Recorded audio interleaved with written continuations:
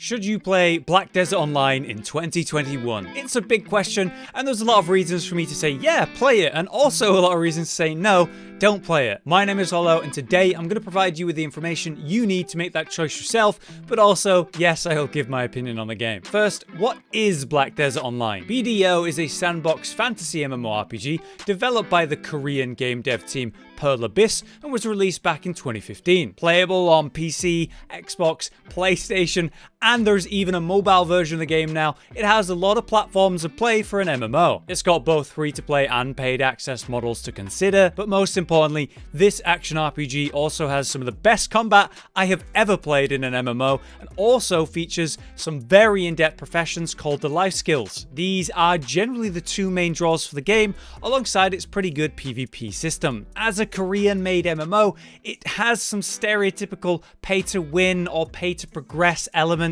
that have certainly been reduced over time, but are still in-game and still a problem at the highest level. A remastered version came out in 2018, which updated the visuals in a major way, only a few years after that original launch. And while on one hand it has amazing things like the best character creator I've ever seen in an MMO, it also has some of the most bland, uninteresting world and stories that I've gone through. Overall, this game is one for the grind, one for the constant and never-ending progression, killing massive packs of enemies with smooth efficiency and satisfying gameplay for the drops, grinding out your life skills, improving your equipment, and endlessly working to get to the next level in every aspect of the game. Something very satisfying, but also never complete, never fulfilled, and never ending. To many players, like those who have maybe played RuneScape, endless skilling may appeal to you, while others, that might turn you off entirely. Something very unique about BDO is how I actually feel the need to say that this video is not sponsored. I have things I'm going to criticize about the game in this video, but despite that,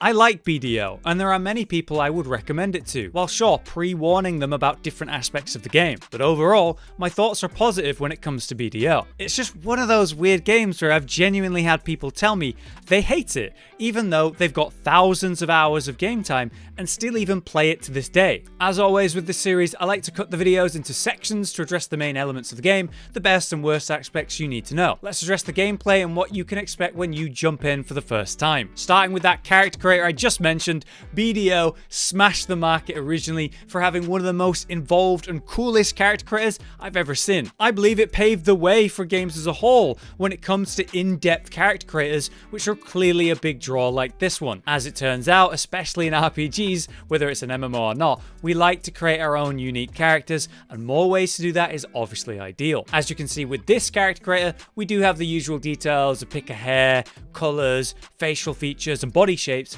but the details of these are what's so impressive. With the hair, you could change its shape, adjust up to 3 types of length for different sections, you can curl it, have it up or down, you can go crazy with your makeup, put shapes inside of your eyes, sure, why not? It is a fantastic character creator and you have a lot of options.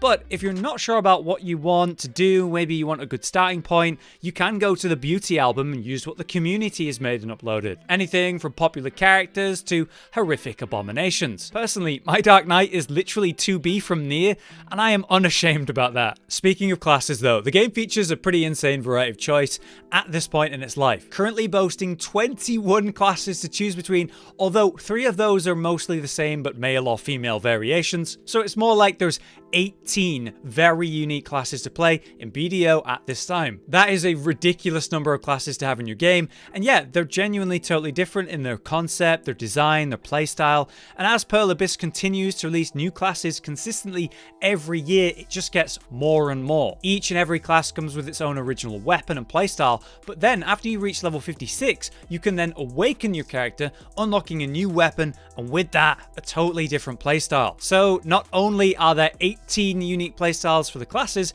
but 36 combat modes when you consider the weapons and their awakenings. So if you want options, if you're an alcoholic, or you're looking for a game that offers the playstyle you want, I imagine you've got a good chance with BDO. Now we come to the combat, because it's all well and good to have variety and options, but the gameplay has to be worth it, right? It has to be fun. In BDO, it easily is, with some of the best MMO combat I have ever played, due to the weight of it, the pace of it, the flashy animations, the combos and strings that you can work in, the whole vibe of each class fitting perfectly with the playstyle itself. This is an Eastern MMO, so we still make use of hotbar abilities, but like I said, they're heavily focused on combos and long strings of those abilities in the correct order. Every time you press a button, it can probably be linked into another, frame cancelled, or stringed into a combo. Depending on what you've improved or unlocked, they can then create other branching paths from more abilities. If that sounds overwhelming, don't worry about it. As you level up, you'll steadily unlock new abilities and new options via the skill trees,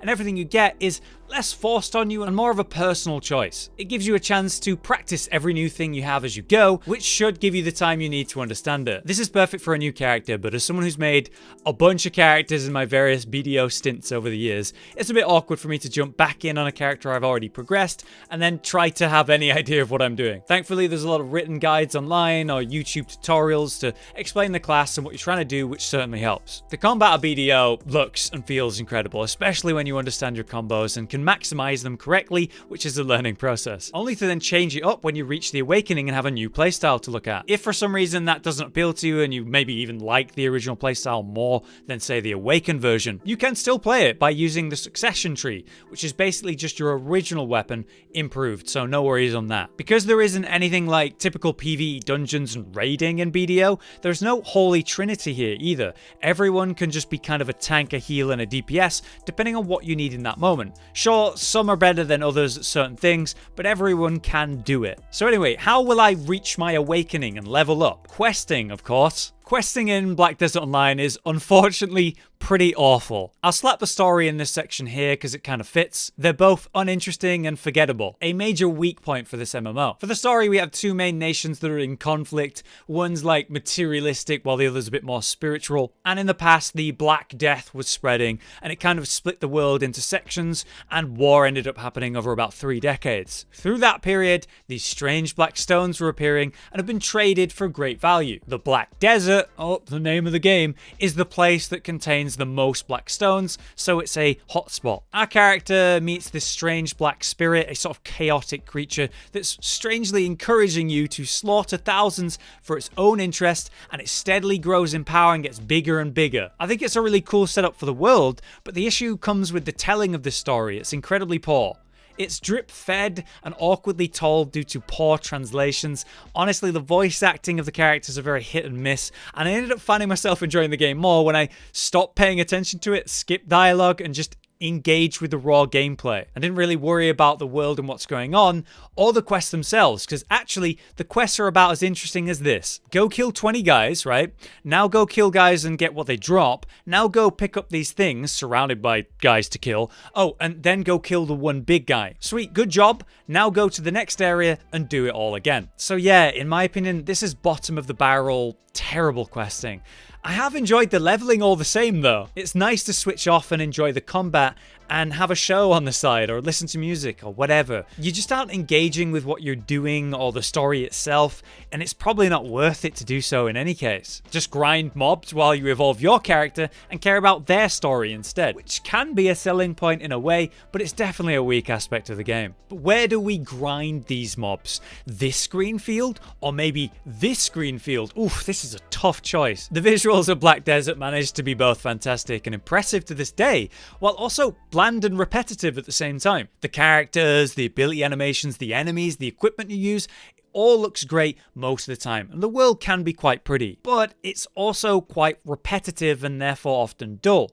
You're going to see green fields, farmland, woods, maybe the big desert areas, while sure, there's also a lot of ocean to traverse as well. There's nothing wrong with this and it fits the world fine.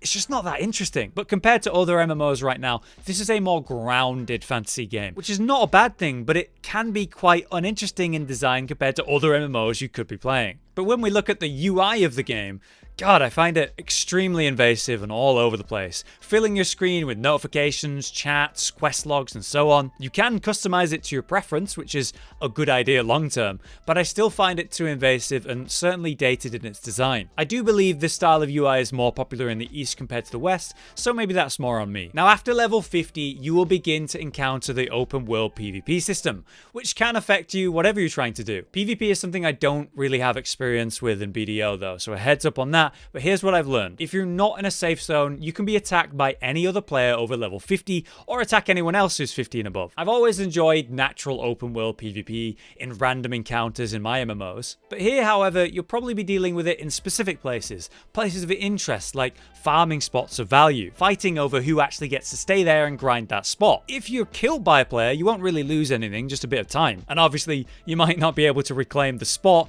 if someone is just overpowering you. And while there is a system in place for repeat ganking to sway players away from harassing other players too much, I don't think ganking's a major problem in this game. There is planned PvP in BDO though, set modes like Guild Wars and Sieges, but gear will be relevant, so experienced and gear players have a significant advantage. Because I've never committed the time to BDO long term to have that kind of gear, to even have a chance, I don't really get a chance at PvP. We do have options like the Red Battlefield, which is like a team deathmatch mode, where you're more likely to find new players and have a good time as a new player yourself. If you find people who are new or lower level in gear, that could give you a chance to try PvP and have a good time, but you can still get crushed by gear players here if you're unlucky, from what I understand. As I said, PvP is something I don't have experience with in BDO, so if you could give me any insight on that in the comments, if you've done it, drop a comment, you might help someone. So, life skills, let's talk about those. BDO comes with a whopping 11 main life skills, which all come with sub-versions under them, which all need to be progressed for the main life skill itself. That was the main aspect Rage was involved in when he played during his first years of the game,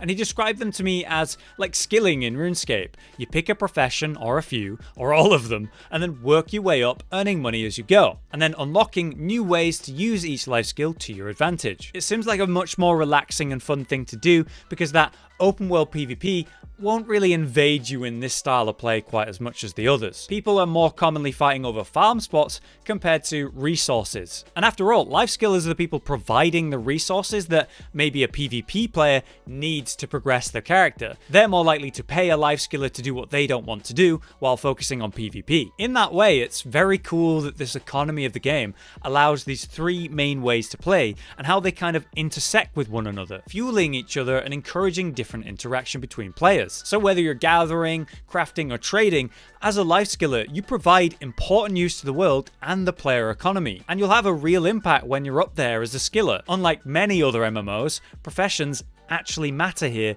and really help. Now, when it comes to endgame in BDO, as I mentioned, it's never ending. The progression systems constantly scale, so you'll never truly reach max strength, and that's just it. Whether it's your character progression, life skills, equipment you're working on, it all just keeps going on forever, which might appeal to you or it might put you off. Like I said, BDO doesn't have incredible PvE rating like say Final Fantasy XIV or World of Warcraft, but it does offer more personal experiences and progression on your own character. Maybe you love the combat and get really into PvP, working on your gear to have an advantage, asserting your dominance to claim the best farm spots or getting those guild wars. Maybe you want to pick up a few life skills and bend your will to working on those, essentially skilling as content. Or infinitely mob grind at specific spots, improving the quality of drops when you're strong enough to go to better spots, fight those rare world bosses done with the massive amounts of players. And through all of these methods, you'll acquire resources to improve your character gear and then repeat that like a cycle. As a sandbox MMO, you just pick and choose which content is alluring to you and then lean heavily into that for potentially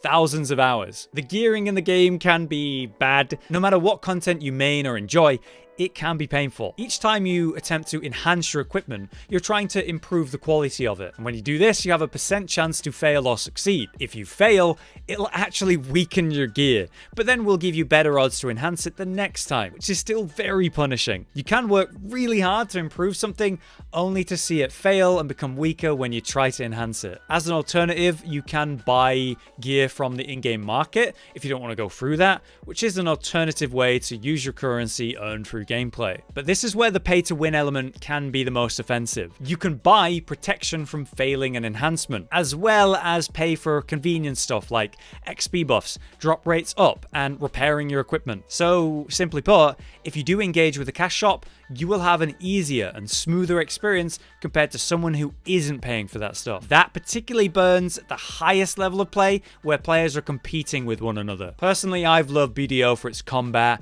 The classes themselves have so so much to offer that I've made a bunch of characters while never really getting deep into life skilling and never having the opportunity to PvP. For me, BDO is lacking in a proper endgame PvE situation with like raiding, and I personally enjoy that the most about MMOs, which has prevented me from ever properly getting into the game. So in conclusion, you have a pretty unique game here in Black Desert Online. Those three main elements of gameplay create thousands of hours of progression and fun, depending on what you enjoy. It's going to be a pretty big world to uncover and explore with a lot to do in it, with a very good combat system, a crazy in-depth life skill system, and PvP if you're actually equipped for it. BDO is still popular to this day, despite its history with the pay-to-win stuff, so if its strengths appeal to you and these notable weaknesses don't put you off, I think you'll be in for a good time long-term with BDO. If you're someone who is thinking of returning to the game, I've been told that the catch-up systems have become much better than the original release, and that the soft cap takes around a month compared to many months like before. For me, I find myself returning to BDO to try the new classes and enjoy the incredible combat.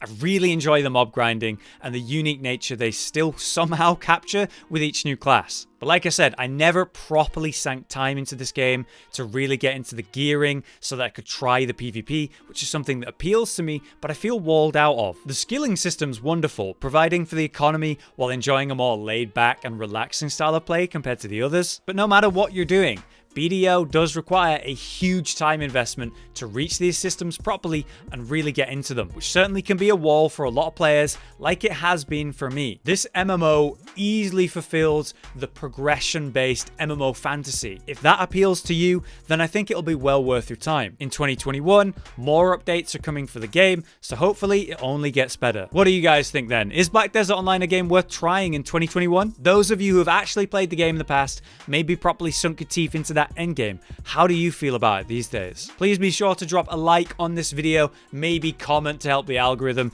These videos do take quite a bit of effort, and I'd love to be able to make more in the future. Until next time, I've been Hollow, you've been you, and thanks for watching. Josh, Cotton, and Hollow with the videos, dropping the humor like a hammer on your tippy toes, bringing entertainment on a daily arrangement to take our insanity and turn it into entertainment. Yes, I said entertainment twice, to reiterate that it is nice to look into your faces on a mostly daily basis when you let us in your homes to make the whole world a stage. Goodbye.